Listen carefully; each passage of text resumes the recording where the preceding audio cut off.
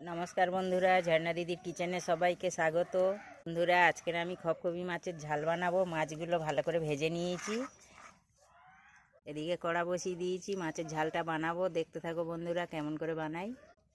মাছ ভাজার তেলটা দিয়ে দিচ্ছি কড়ার মধ্যে, এই তেলে ঝাল বানাবো। তেল গরম হয়ে গেছে, পাঁচফোড়ন দিয়ে দিলাম, কুচনো পেঁয়াজ দিয়ে দিলাম। পেঁয়াজগুলো ভালো করে কষে নেব। আদা রসুন বাটা দিয়ে দিলাম, অল্প জল দিয়ে দিচ্ছি, হলুদ গুঁড়ো দিয়ে দিলাম, লঙ্কার গুঁড়ো দিয়ে দিলাম, ধনিয়ার গুঁড়ো দিয়ে দিলাম, জিরের গুঁড়ো দিয়ে দিলাম। সব মশলা দিয়ে দিয়েছি, ভালো করে কষে নেব। পরিমাণ মতো লবণ দিয়ে দিলাম। বন্ধুরা, আজকে টমেটো নেই, না তো টমেটো দিলে আরও ভালো হতো। মশলাটা ভালো করে কষে নিয়েছি, জল দিয়ে দিচ্ছি পরিমাণ মতো। ঝোল ফুটে গেছে, খপকপি মাছগুলো দিয়ে দিলাম। বন্ধুরা দেখো, খপকপি মাছের ঝাল হয়ে গেছে, নামিয়ে নিয়েছি। উপর থেকে ধনিয়া পাতা